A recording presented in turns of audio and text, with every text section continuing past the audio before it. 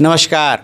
विद्या की क्लास में आपका स्वागत है और इस बार चर्चा करेंगे, चूँकि अंतरिम बजट आने वाला है, कि अंतरिम बजट में मिडिल क्लास को, नौकरी पेशा वालों को क्या मिल सकता है।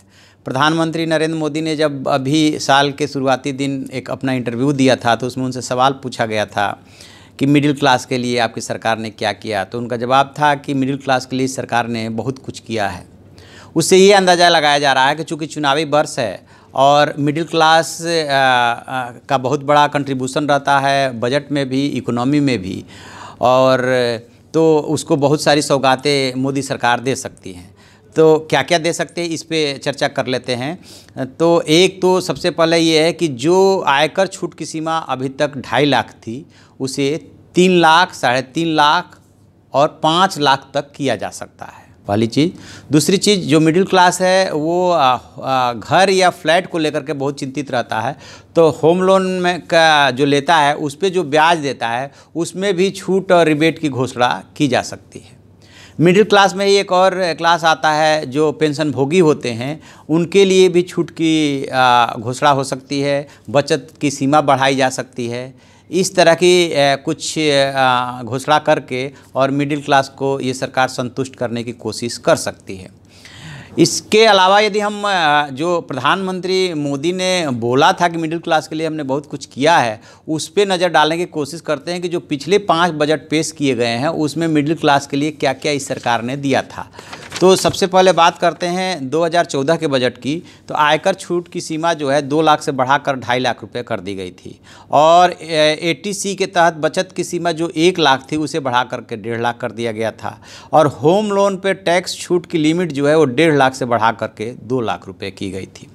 ठीक इसी तरह से 2015 के बजट में क्या हुआ था कि NPS में निवेश पर अतिरिक्त 50,000 रुपये पर टैक्स छूट दिया गया था, और सुकन्या समृद्धि योजना के तहत निवेश से मिलने वाला ब्याज भी टैक्स फ्री कर दिया गया था।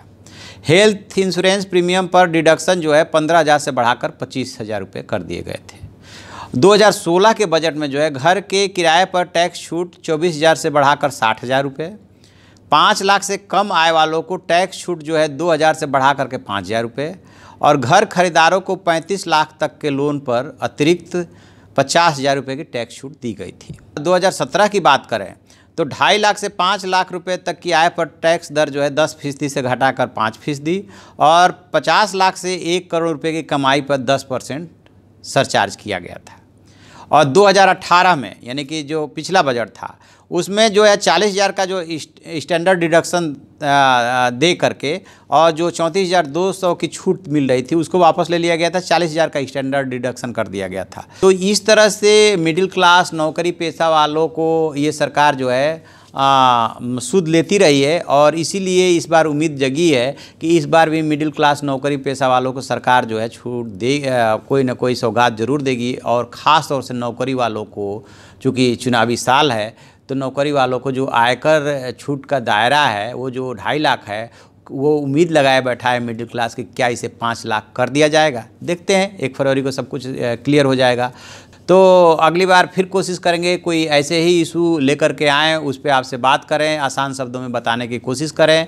आपको यदि हमारी ये वीडियो पसंद आए तो उसे लाइक कीजिए, उसे शेयर कीजिए, और कमेंट बॉक्स में जा कर के अपना सुझाव ज़रूर लिखें। Thank you.